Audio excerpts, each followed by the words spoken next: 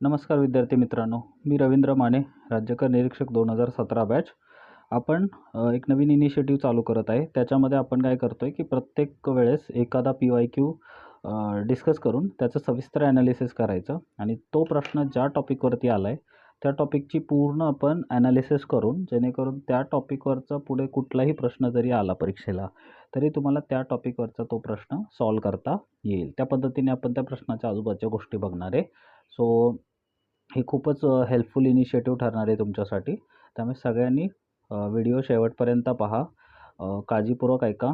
जमलं तर पेन आणि वही घेऊन बसा किंवा पेपर घेऊन बसा, जेणेकरून जे पॉईंट्स मी सांगेन ते टॉपिक वाईज नोट डाऊन करत चला. न्यायव्यवस्थेची रचना, क्षेत्र आणि अधिकार ठरवण्याचे अधिकार खालीलपैकी कोणाला आहेत? ठीक आहे, आय रिपीट. न्यायव्यवस्थेची रचना, क्षेत्र आणि अधिकार ठरवण्याचे अधिकार कोणाला आहेत? इंग्लिशमध्ये Who of the following have the power to determine structure, jurisdiction and power किंवा राईट्स ऑफ द ज्युडिशियरी? आता खूप इंटरेस्टिंग प्रश्न आहे. सगळ्यात पहिला हा प्रश्न कशाच्या संदर्भात आहे तो सांगतो. हा प्रश्न आला आहे तुमचा चॅप्टर ज्युडिशियरी किंवा प्रकरण न्यायपालिका, न्यायमंडळमधून. न्यायपालिका हा आपल्या लोकशाहीचा एक महत्त्वाचा अंग आहे किंवा महत्त्वाचा पिलर आहे. जसे आपल्या सरकारचे किंवा शासनाचे कार्यकारी मंडळ किंवा न्यायमंडळ किंवा तुमचं विधिमंडळ हे अंग आहेत, तसंच तुमचं न्यायपालिकेबद्दल आपण ह्या गोष्टींचा उहापोह करणार आहे. सगळ्यात पहिलं प्रश्नाचं उत्तर तुम्हाला मी देतो आणि त्याच्यानंतर किंवा आपण जनरली पहिल्यांदा प्रश्नाच्या आजूबाजूच्या गोष्टी बघूया. सो सगळ्यात पहिलं मी तुम्हाला इथे न्यायमंडळाच्या गोष्टी सांगणार आहे. काळजीपूर्वक ते पॉईंट्स नोट करा. ज्युडिशियरी किंवा न्यायमंडळ हा खूप महत्त्वाचा अंग आहे आपल्या शासनाचा.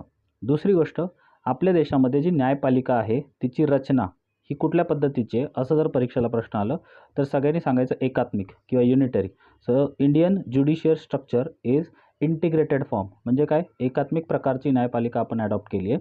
आणि कोणत्या देशाच्या किंवा कोणत्या गोष्टीचं आपण इथे अनुकरण केलं आहे तर इथे आपण भारत सरकार कायदा 1935 जो ब्रिटिशांच्या काळात आपल्या भारतामध्ये तयार करण्यात आलेला, तिथून ही रचना आपण कॉपी करण्याचा प्रयत्न केला आहे. कारण त्या काळातसुद्धा आपलं सुप्रीम कोर्ट फेडरल कोर्ट नावाने 1935च्या कायद्यापासूनच एक्झिस्ट करत होतं. फक्त त्याचं नाव बदललं आहे.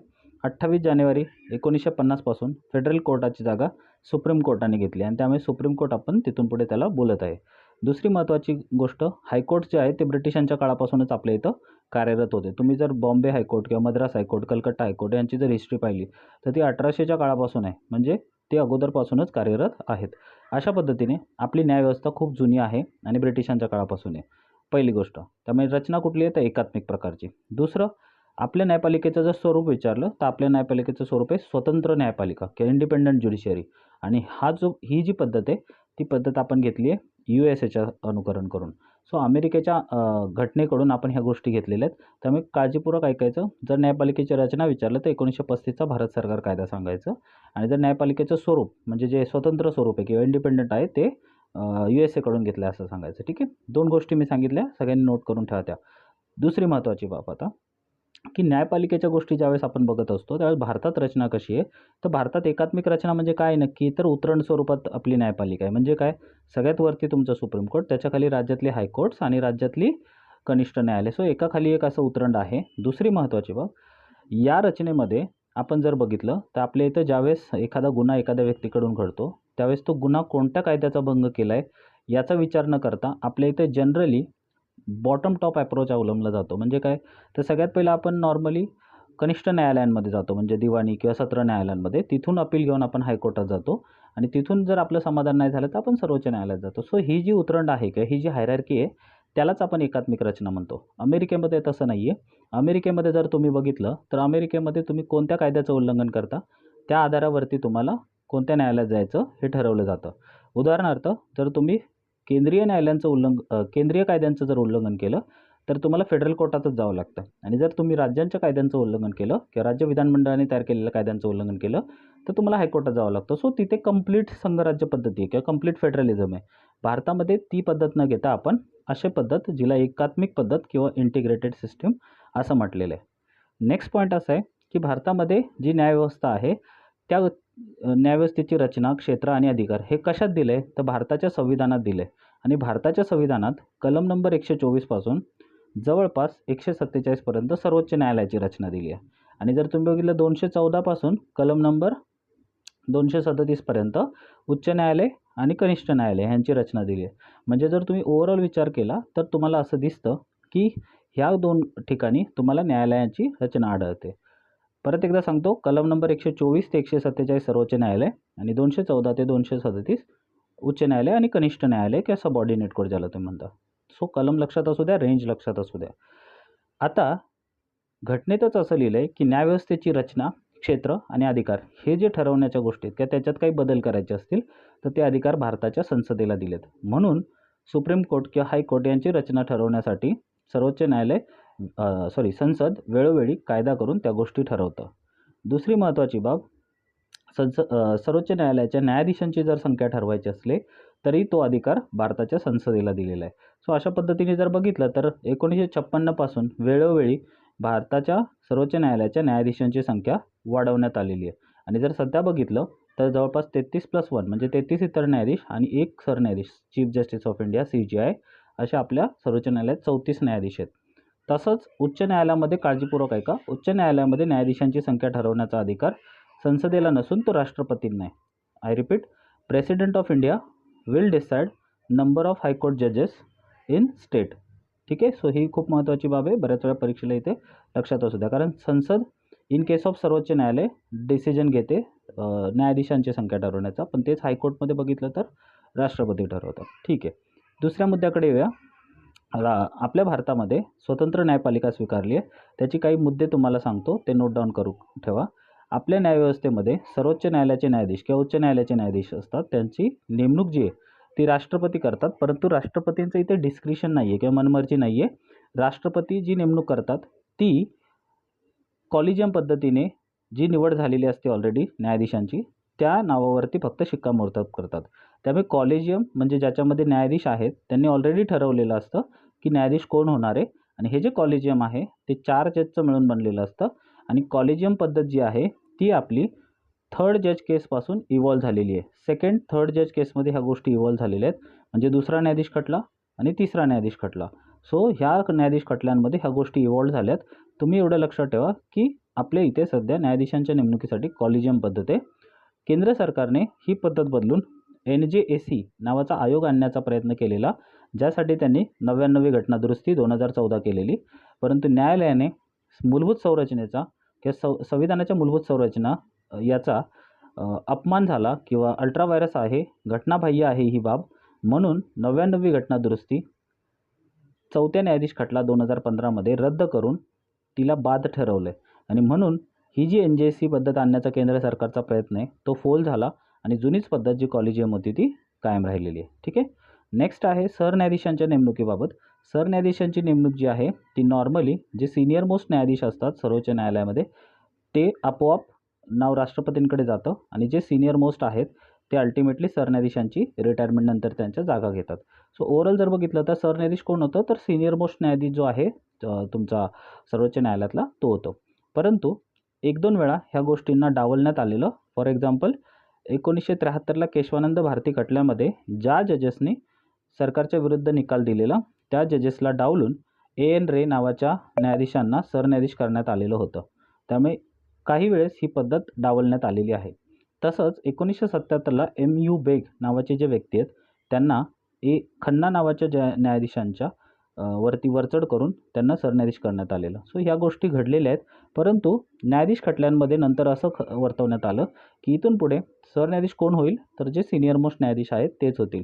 आणि तेव्हापासून सिनियर मोस्ट न्यायाधीशच सरन्यायाधीश होतात. अजूनपर्यंत ती प्रथा फॉलो होते. ठीक आहे. सो सरन्यायाधीश आणि न्यायाधीशांच्या नेमणुकीबद्दल मी सांगितलं. नेक्स्ट आहे न्यायाधीशांची जी काही क्वालिफिकेशन आहे ती. न्यायाधीशांच्या क्वालिफिकेशनसाठी लक्षात ठेवायचं, सर्वोच्च न्यायालयात न्यायाधीश व्हायचं असेल तर भारताचा नागरिक असावी ती व्यक्ती. त्या व्यक्तीने हायकोर्टमध्ये कमीत कमी 5 वर्ष न्यायदानाचं काम केलं पाहिजे न्यायाधीश म्हणून. 10 वर्ष उच्च न्यायालयामध्ये वकिली केलेली पाहिजे. किंवा ती व्यक्ती एमिनंट ज्युरिस्ट म्हणजे निष्णात हुशार कायदेपंडित असायला पाहिजे.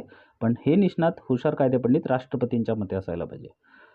अजून एक महत्त्वाची बाब, न्यायाधीश होण्यासाठी मिनिमम एज क्रायटेरिया सांगण्यात आलेला नाही आहे. त्यामुळे कंटिन्यू तुम्ही जर बघितलं तर व्यक्ती कितव्या वर्षी सर्वोच्च न्यायालयात एंटर करते त्या आधारे तिला टर्म मिळते. म्हणून न्यायाधीशांचं कोणत्याही पद्धतीचं फिक्स टेन्युअर नाही आहे. आय रिपीट, सगळ्यांनी नोट करा, न्यायाधीशांचं कोणत्याही पद्धतीचं फिक्स टेन्युअर नाही आहे, निश्चित कार्यकाळ नाही आहे. इथे प्रश्न येऊ शकतो, त्यामुळे निश्चित कार्यकाळ न्यायाधीशांचं सांगण्यात आलेला नाही आहे. ठीक आहे. सो पात्रता मी तुम्हाला सांगितलं, त्यांना शपथ देण्याचं काम अर्थात राष्ट्रपती करतात. न्यायाधीशांना जर राजीनामा द्यायचा असले तर ते राजीनामा राष्ट्रपतींच्या कडे पाठवतात त्यांचा. परंतु त्यांना काढून टाकण्याची जी बाब आहे, त्यांना काढून टाकण्याची बाब मात्र राष्ट्रपतींच्या मनमर्जीवर नाही आहे. त्यासाठी महाभियोग पद्धतीचा खटला चालतो. महाभियोग खटला आपल्या संविधानामध्ये कलम 124 मध्ये दिलेलं आहे. त्यामध्ये सरळ सांगितलं आहे की जर एखाद्या न्यायाधीशाला पदावरून हटवायचं असेल तर संसदेने विशेष बहुमताने एक ठराव पास करायचा आणि जर हा ठराव पास झाला तर राष्ट्रपतींना त्यांना काढण्याचा अधिकार आहे. राष्ट्रपती मनमर्जीप्रमाणे त्यांना काढू शकत नाहीत. यावरून न्यायाधीशांचं स्वतंत्रता अधोरेखित होते. त्यांना जर काढून टाकायचं असेल तर काय पद्धत फॉलो होते, ह्याच्यासाठी सेपरेट संसदेने एक कायदा केला आहे. त्या कायद्याचं नाव आहे न्यायाधीश चौकशी कायदा 1968, जजेस इन्क्वायरी ॲक्ट 1968. रिपीट तुम्ही लिहून ठेवा हे. ठीक आहे. या कायद्यामध्ये डिटेल प्रोसिजर देण्यात आली आहे आणि त्या प्रोसिजरला म्हणायचं न्यायाधीशांना काढण्याची प्रक्रिया किंवा महाभियोग खटला, ज्याला इम्पिचमेंट असं म्हणतो आपण इंग्लिशमध्ये. ठीक आहे. काय प्रोसेस आहे ही? या प्रोसेसमध्ये सिंपल गोष्टी आहेत. सगळ्यात पहिलं लोकसभा किंवा राज्यसभा कुठल्याही सभागृहात तुम्ही हा खटलाचा प्रस्ताव मांडू शकता, परंतु अनुक्रमे लोकसभेचे 100 सदस्य आणि राज्यसभेचे 50 सदस्य यांनी त्याला मान्यता दिली पाहिजे. नेक्स्ट पुढची स्टेप असते ती त्या प्रिसाइडिंग ऑफिसरकडे, म्हणजे तो लोकसभेचा सभापती असेल किंवा राज्यसभेचा अध्यक्ष असेल, यांच्याकडे ती बाब जाते आणि त्यांनी जर ॲक्सेप्ट केली तर पुढे त्याच्यावरती एक समिती बसली जाते. समितीमध्ये सरन्यायाधीश, उच्च न्यायालयाचे मुख्य न्यायाधीश आणि इतर एमिनंट ज्युरिस्ट अशा पद्धतीने ती समिती असते. ही समिती चौकशी करते आणि चौकशीमध्ये जर गिल्टी आढळले ते न्यायाधीश खरंच, तर त्यांना पुढे मेजॉरिटीमध्ये विशेष बहुमताने तो ठराव पास केला जातो आणि विशेष बहुमताने जर ठराव झाला पास, म्हणजे प्रेझेंट वोटिंगच्या 2/3 जर पास झाला तर राष्ट्रपती त्यांना काढून टाकतात. ही प्रोसेस आत्तापर्यंतची सांगितलेली इतकी अवघड आहे की आत्तापर्यंत आपल्या न्यायव्यवस्थेतल्या कुठल्याही न्यायाधीशाला इम्पिचमेंट करण्यात आलेलं नाही आहे. त्यामुळे तुम्ही बघाल आत्तापर्यंत एक न्यायाधीश आहेत ज्यांना आपल्याला इम्पिचमेंट खटला आपण चालवलेला, रामास्वामी नाव होतं त्यांचं 1993ला, परंतु तो खटला पण अर्धवट राहिला कारण काँग्रेसने वोट करण्यापासून स्वतःला रोखलं आणि त्याच्यामुळे ओव्हरऑल जर बघितलं तर न्यायाधीशांना कुठल्याही पद्धतीने इम्पिच करण्यात आलेलं नाही आहे. इम्पिचमेंटसाठी 2च ग्राउंड आहेत, एक अकार्यक्षमता म्हणजे इनकॅपॅसिटी आणि दुसरं मिसबिहेवियर ज्याला गैरवर्तणूक म्हणतात. ह्या 2च कारणास्तव आपण त्यांना काढून टाकू शकतो. ठीक आहे. त्यानंतर आपण बघू शकतो की आपल्या न्यायालयाची जी अधिकार कक्ष आहे त्यामध्ये तुम्हाला बघायला मिळतं की सर्वोच्च न्यायालय हे जगातल्या कुठल्याही न्यायालयापेक्षा खूप पॉवरफुल कोर्ट आहे असं म्हटलं जातं. याचं सिंपल रिझन आहे की त्याला भरपूर अधिकार बहाल केलेले आहेत. जसं की सगळ्यात पहिलं त्याला मूळ अधिकार क्षेत्र आहे, ओरिजिनल ज्युरिस्डिक्शन, प्रारंभिक अधिकार क्षेत्र. म्हणजे काय, जेव्हा राज्यांमध्ये काही वाद होतात ते सोडवायचे असतील किंवा राज्य केंद्र सरकारमधले वाद सोडवायचे असतील तर सरळ सर्वोच्च न्यायालयातच जावं लागतं. तिथे तुम्हाला कुठल्याही पद्धतीचं हायकोर्टात जाता येत नाही. म्हणून याला म्हणतात मूळ अधिकार क्षेत्र किंवा ओरिजिनल ज्युरिस्डिक्शन. शिवाय याला एक्सक्लुझिव्हसुद्धा म्हणतात कारण हायकोर्टात किंवा इतर कुठच्याही न्यायालयात जाता येत नाही. याला काही अपवाद आहेत, जसे की पाण्याचे वाद असतील किंवा इतर प्री कॉन्स्टिट्युशनल ट्रिटीज असतील तर ते घेऊन आपण या ठिकाणी जाऊ शकत नाही या अधिकार क्षेत्रामध्ये. दुसरं आहे रिट ज्युरिस्डिक्शनसारखे मुद्दे, म्हणजे ज्यावेळेस तुमच्या मूलभूत हक्कांचं हनन होतं तेव्हासुद्धा तुम्हाला सर्वोच्च न्यायालयात जाण्याचा अधिकार आहे. परंतु कलम 32नुसार हे मूलभूत हक्कांचं हनन झालं तर तुम्हाला सर्वोच्च न्यायालयात जाता येतं. परंतु फक्त मूलभूत हक्कांचंच हनन झालं तरच सर्वोच्च न्यायालय अप्रोच करता येतं. त्यामुळे जर रिट ज्युरिस्डिक्शन बघितलं म्हणजे मूलभूत हक्कांच्या हननासंदर्भात बघितलं तर सर्वोच्च न्यायालयाचे अधिकार क्षेत्र हे उच्च न्यायालयाच्या अधिकार क्षेत्रापेक्षा कमी आहे. ठीक आहे. सो ही बाब सगळ्यांनी नोट करा. नेक्स्ट आहे त्यांचं अपिलेट ज्युरिस्डिक्शन. अपिलेट ज्युरिस्डिक्शन म्हणजे अपील करण्याचं अधिकार क्षेत्र. याच्यामध्ये तुम्ही बघू शकता क्रिमिनल पण आहे, सिव्हिल पण आहे.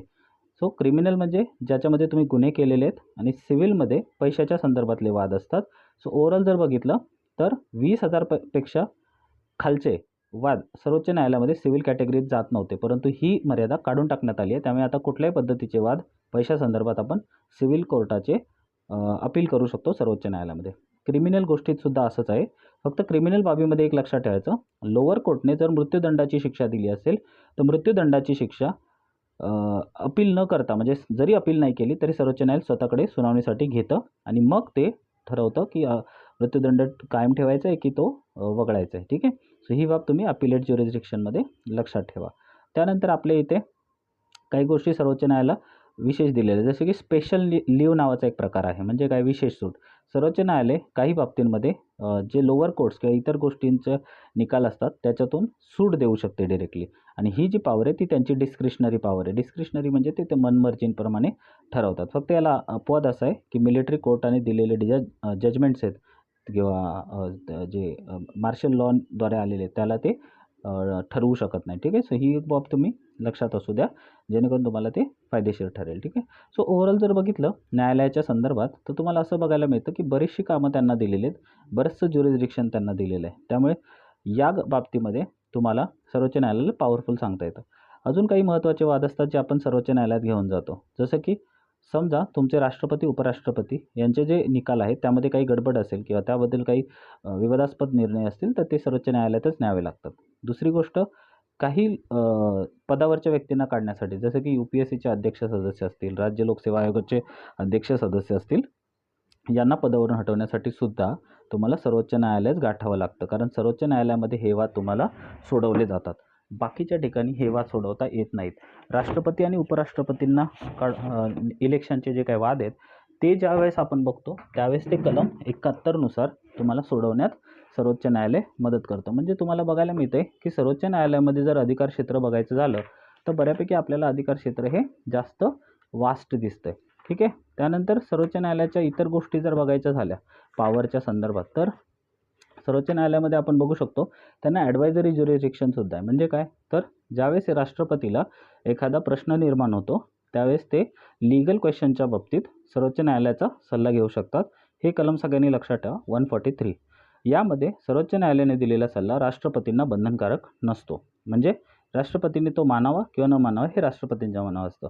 परंतु ज्यावेळेस सर्वोच्च न्यायालय सल्ला देतं त्याच्या अगोदर राष्ट्रपतींनी तो सल्ला मागितलेला असतो आणि सर्वोच्च न्यायालयाने तो सल्ला द्यायचा की नाही हे ऑप्शनल असतं इन केस ऑफ जर तो प्रश्न नॉर्मल किंवा नॅशनल इम्पॉर्टन्स असेल. दुसरं अजून एक प्रश्न असतो त्याच्यामध्ये लावण्यासंदर्भात प्रश्न असतो, घटनेचा अर्थ किंवा प्री कॉन्स्टिट्युशनल ट्रिटी असेल तर अशा बाबतीमध्ये सर्वोच्च न्यायालयाला सल्ला द्यावाच लागतो, त्यांना पर्याय नसतो. सो हे ॲडवायझरी ज्युरिसडिक्शन आहे, ते तुम्ही लक्षात ठेवा. अजून एक महत्त्वाची बाब आहे ते म्हणजे सर्वोच्च न्यायालय हे कोर्ट ऑफ रेकॉर्ड असतं. कोर्ट ऑफ रेकॉर्ड म्हणजे काय? तर सर्वोच्च न्यायालयाचे सगळे जुने निर्णय हे जपून ठेवले जातात किंवा ते नोट करून ठेवले जातात. कारण नवनवीन ज्या केस येतात त्यामध्ये जर रेफरन्सेस आढळत असतील तर त्या संदर्भात सर्वोच्च न्यायालयाचे निर्णय तिथं पडताळून पाहिले जातात. त्यामुळे त्याला कोर्ट ऑफ रेकॉर्डसुद्धा म्हणतात. याचं कलम लक्षात ठेवा, कलम नंबर 129. ठीक आहे. ज्युडिशियल रिव्ह्यूची पॉवरसुद्धा सुप्रीम कोर्टाला आहे. म्हणजे काय? याच्यात तुम्हाला वन लाईनर क्वेश्चन येऊ शकतो, न्यायिक पुनर्विलोकन म्हणजे काय किंवा ज्युडिशियल रिव्ह्यू म्हणजे काय? सगळ्यात पहिलं, शासनाने केलेले निर्णय, घेतलेले निर्णय, केलेले कायदे पार्लमेंटच्या किंवा विधानमंडळाच्या माध्यमातून किंवा काढलेले GR असतील, ऑर्डिनन्सेस असतील, केलेल्या कृती असतील, तर थोडक्यात काय ते शासनाच्या कृती पडताळून बघणे, घटनेला धरून आहेत की नाही बघणे, हे काम सर्वोच्च न्यायालयाचे. आणि जर त्यांना ते कृती अशा आढळल्या की जे घटनेच्या बाह्य आहेत किंवा घटनेच्या विरोधी आहेत, ज्याला इंग्लिशमध्ये अल्ट्रा व्हायरस म्हणतात, तर ते सरळ सरळ त्या कृतींना रद्द ठरवतं आणि रद्द ठरवल्यामुळे त्या कृती लागू होत नाहीत. या पद्धतीला किंवा या प्रक्रियेला सर्वोच्च न्यायालयाचा न्यायिक पुनर्विलोकनाचा अधिकार म्हणतात. ठीक आहे. नेक्स्ट आहे सर्वोच्च न्यायालयाचा अधिकार क्षेत्र कॉन्स्टिट्युशनल इंटरप्रिटेशन. ऑब्वियसली सर्वोच्च न्यायालयाला संविधानाचा पालनहार म्हणतात. म्हणजे संविधानाच्या कुठल्याही मुद्द्याबद्दल कोणतंही प्रश्नचिन्ह उपस्थित झालं तर त्याचा अर्थ लावण्याचं काम सर्वोच्च न्यायालयाकडे देण्यात आलेलं आहे. म्हणून सध्या तुम्ही बघता की एकनाथ शिंदेंच्या बाबतीत ज्या गोष्टी झाल्यात त्या गोष्टींची केस तुमची सर्वोच्च न्यायालयामध्ये पेंडिंग आहे. ठीक आहे. सो अशा पद्धतीने आपण त्यांच्या अधिकार क्षेत्राला बऱ्याच प्रमाणात आपण बोललेलो आहे. नेक्स्ट आणि शेवटचं असेल काही मुद्दे ज्यामध्ये तुम्ही बघू शकता की सुप्रीम न्यायालय आपण असं म्हणतो की इंडिपेंडन्स ऑफ ज्युडिशियरी बघतो. सो याच्यामध्ये काही मुद्दे आहेत, जसं की आपल्या सर्वोच्च न्यायालयामध्ये न्यायाधीशांची नेमणूक आणि काढून टाकण्यासंदर्भात त्यांना स्वतंत्रता देण्यात आलेली आहे. त्यांच्यावरती कोणत्याही पद्धतीचं शासनाचं नियंत्रण नाही आहे. त्यांची सेक्युरिटी ऑफ टेन्युअर त्यांना मिळालेली आहे, म्हणजे कार्यकाळाचं त्यांना स्वतंत्रता मिळालेली आहे. म्हणजे काय? त्यांना मनमर्जीप्रमाणे राष्ट्रपती पदावरून हटवू शकत नाहीत. त्यानंतर त्यांच्या सर्व्हिस कंडिशन्स किंवा त्यांच्या ज्या सेवा शर्ती आहेत त्या फिक्स्ड आहेत. म्हणजे काय? तर त्यांच्या सेवा शर्ती कधीही कमी करता येत नाहीत त्यांच्या नेमणुकीनंतर. त्यामुळे एकदा त्यांची नेमणूक झाली तर त्यांच्या सेवा शर्ती त्यांना डिसॲडव्हान्टेज ठरेल अशा पद्धतीने बदलता येत नाही. त्यामुळे न्यायाधीश अनबायस्ड किंवा बायस न वागता काम करतात. ठीक आहे. त्याच्यानंतर त्यांचे कोणतेही ज्या कृती आहेत त्या न्यायालयाच्या बाहेर कुठल्याही पद्धतीने त्याच्यावर चर्चा करता येत नाही किंवा टीका करता येत नाही. यामुळे त्यांचं जे काही प्रेस्टिज आहे ते जपलं जातं. त्यानंतर त्यांचे पगार भत्ते हे भारताच्या संचित निधीचा प्रभारित खर्च असतात. अंडरलाईन करा, प्रभारित म्हणजे चार्ज एक्सपेंडिचर असतात. म्हणजे काय, तर त्या खर्चावरती संसदेमध्ये मतदान घेता येत नाही आणि मतदान घेता येत नाही म्हणजे ते कमी करता येत नाहीत. नेक्स्ट आहे, त्यांना रिटायरमेंटनंतर कुठल्याही पद्धतीची वकिली करण्यावरती बंदी घातलेली आहे, जेणेकरून त्यांना पुढचे जे काही त्यांचे लाभ असतील त्यापासून टाळता येईल. सो या अशा पद्धतीने तुम्ही न्यायालयाचं स्वातंत्र्य जपता येतं. सगळा जो स्टाफ आहे, अधिकारी असतील, कर्मचारी असतील सर्वोच्च न्यायालयातले, ते नेमण्याचा अधिकार सर्वोच्च न्यायालयालाच आहे. त्यामुळे केंद्र सरकार कुठल्याही पद्धतीने इंटरफिअर करू शकत नाही.